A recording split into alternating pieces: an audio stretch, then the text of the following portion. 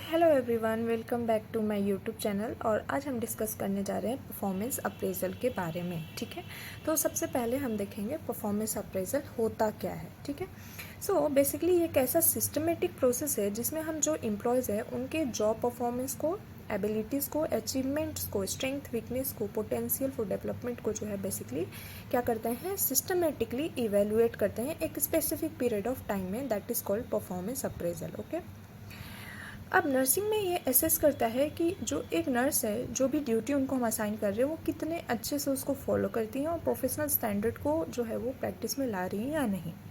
Okay, then we will talk about the objectives of performance appraisal. So first thing is that it will evaluate the nurse's actual performance. ठीक है, nurse का जो भी performance है वो जो है वो इवेलुएट करने में हेल्प करेंगे। एंड देन आइडेंटिफाई करते हैं नर्सिस की स्ट्रेंथ और वीकनेस को, फीडबैक प्रोवाइड करने में हेल्प करते हैं। देन आइडेंटिफाई करते हैं अगर ट्रेनिंग की ज़रूरत है तो मोटिवेट करते हैं स्टाफ्स को, ठीक है, ताकि वो बेटर परफॉर्म कर सके। कम्युनिकेशन जो है वो बेटर होता है बिटवीन नर्स एंड सुपरवाइज़र। इन सब के अलावा प्रोफेशनल स्टैंडर्ड जो है वो बना हुआ रहता है। And it will also identify potential for future responsibilities. ठीक है, क्वालिटी ऑफ नर्सिंग केयर मिलेगा। तो ये क्या हो गया, हमारा ऑब्जेक्टिव हो गया। ठीक है, जिसमें कि नर्सेज का परफॉर्मेंस इवेलुएट करना, स्ट्रेंथ वीकनेस आइडेंटिफाई करना, फीडबैक प्रोवाइड करना, ट्रेनिंग नीड आइडेंटिफाई करना, देन स्टाफ्स को मोटिवेट करना, देन सुपरवाइज़र और जो भी सबऑर्डिनेट है उनके बीच में कम्युनिकेशन होना, प्रोफेशनल स्टैंडर्ड मेंटेन करना और quality of nursing care provide करना जो है वो ऑब्जेक्टिव हो गया। Then we are going to talk about the principles. ठीक है, प्रिंसिपल ऑफ परफॉर्मेंस अप्रेजल में सबसे पहले आता है कि फेयर और ऑब्जेक्टिव होना चाहिए। ठीक है, देन क्लियरली डिफाइंड स्टैंडर्ड के साथ होना चाहिए। Okay, then should be conducted regularly, यानी कि एक दिन कर रहे हैं बाकी 4 दिन गायब है, नहीं, कंटिन्यूसली जो है वो होना चाहिए जो भी performance appraisal. And then performance should be assessed rather than personality. ठीक है, हमेशा परफॉर्मेंस देखना है ना कि personality. And then employees should be inform कि आप कौन से क्राइटेरिया से जो है वो अप्रेजल करने वाले हो, वो एम्प्लॉयज़ को पता होना चाहिए। कॉन्फिडेंशियलिटी जो है वो मेंटेन होनी चाहिए। ठीक है, इन सब के अलावा आपका अप्रेजल ऐसा होना चाहिए कि जो इंडिविजुअल जो है उसका प्रोफेशनल डेवलपमेंट हो। ठीक है, उस अप्रेजल से।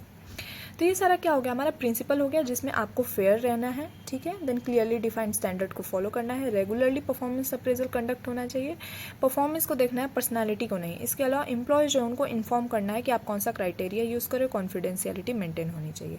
Then comes the methods of performance appraisal. So first one is rating scale. ठीक है, रेटिंग स्केल में क्या है कि एम्प्लॉयज़ जो है उनको उनके नॉलेज, स्किल, पंक्चुअलिटी और क्वालिटी के लिए जो है वो असेस किया जाता है यूजिंग अ रेटिंग स्केल। ठीक है, उसमें कोई स्कोर देंगे एंड कॉमनली नर्सिंग इंस्टीट्यूशन में ये काफ़ी ज़्यादा यूज़ होता है। Then comes checklist. चेकलिस्ट में क्या होता है कि लिस्ट ऑफ स्टेटमेंट्स होंगी, एक्टिविटीज़ होंगी, ठीक है, जो पहले से ही बना के रखते हैं।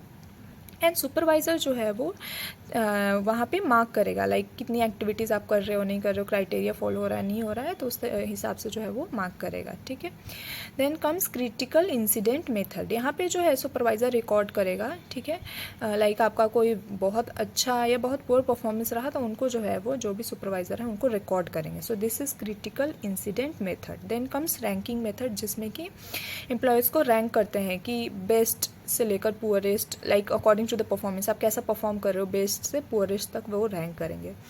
Then come self appraisal method. तो यहाँ पे नर्सेज अपने परफॉर्मेंस को खुद ही इवेलुएट करती हैं, अपने अचीवमेंट्स को और एरियाज़ को। ठीक है, that is self appraisal. Then 360 degree appraisal.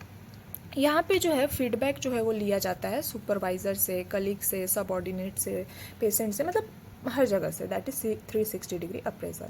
Then comes management by objective. तो यहाँ पे जो है वो म्यूचुअली कोई गोल जो है वो इस्टेब्लिश्ड होगा। ठीक है, जो भी सुपरवाइज़र हैं और सबऑर्डिनेट्स हैं उनके बीच में। एंड देन परफॉर्मेंस को जो है इवेलुएट करते हैं according to the achievement of goal, कितना गोल अचीव हुआ। तो this is called management objective. So rating scale, checklist, critical incident method, ranking method, then comes self appraisal method, 360 degree appraisal, and then comes management by objective.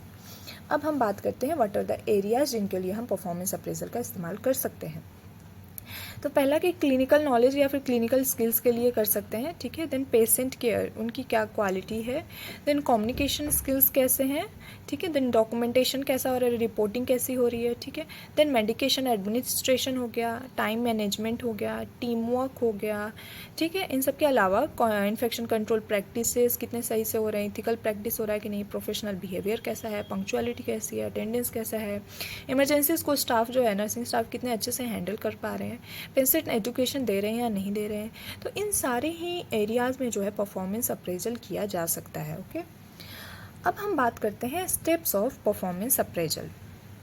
क्या steps है? First is setting standard. तो सबसे पहले जो भी supervisor होगा वो एक स्टैंडर्ड सेट करेगा, ठीक है। और उस स्टैंडर्ड को जो है वो जो भी स्टाफ्स हैं उनसे कम्युनिकेट करेगा, उनको बताएगा, ठीक है।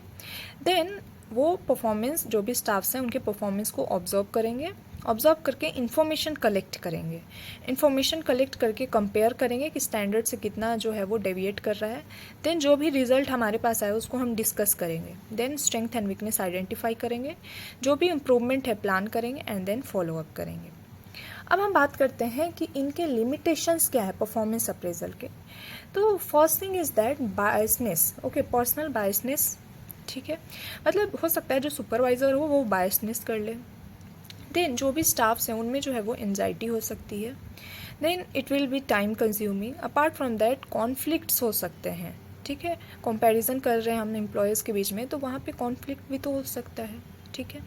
इसके अलावा अगर आपने क्राइटेरिया पुअरली डिज़ाइन किया है तो रिजल्ट्स भी इनएक्यूरेट ही आएंगे, ठीक है। या फिर हो सकता है कि जिस टाइम पे हम जो है वो अप्रेजल कर रहे हैं उस टाइम पे जो है वो सही जो है वो परफॉर्म कर रहे हैं स्टाफ्स, और बाकी टाइम पे तो सही नहीं कर रहे हैं, तो फिर वो भी एक प्रॉब्लम हो जाएगा, ठीक है। तो ये क्या हो गया, हमारा लिमिटेशन हो गया। Next we are going to talk about the role of nurse manager. तो नर्स मैनेजर के रोल में first is clear performance standard, ठीक है। मतलब यहाँ पे जो है वो जो भी नर्स मैनेजर है उसको जो है वो इस्टेब्लिश करना चाहिए क्लियर परफॉर्मेंस स्टैंडर्ड, ठीक है, कि कौन सा स्टैंडर्ड फॉलो करेंगे वो जो है वो उनको सेट करना चाहिए। Next is explain expectations to the staff. मतलब आपके क्या एक्सपेक्टेशन है, ठीक है, आपने कौन सा क्राइटेरिया लिया है वो स्टाफ्स को एक्सप्लेन करना है आपको। इसके अलावा आपको जो है वो रिकॉर्ड्स मेंटेन करने हैं, जो भी अप्रेजल है उसको कंडक्ट करना है रेगुलर बेसिस पे। इसके अलावा ट्रेनिंग की अगर ज़रूरत है तो वो बताना है, ठीक है। देन प्रिपेयर करना है इंडिविजुअल डेवलपमेंट प्लान। जो भी गुड परफॉर्मेंस है उसको जो है नर्सिंग मैनेजर को जो है वो रिकॉग्नाइज करना चाहिए, ठीक है। देन अप्रिसिएट करना चाहिए। इसके अलावा जो है वो इवेलुएशन जो है वो टाइमली होते रहनी चाहिए, ठीक है। एंड देन ऑब्जर्व करना है परफॉर्मेंस को, ठीक है, ऑब्जेक्टिविटी के साथ, ओके। तो ये क्या हो गया, हमारा रोल ऑफ नर्स मैनेजर हुआ।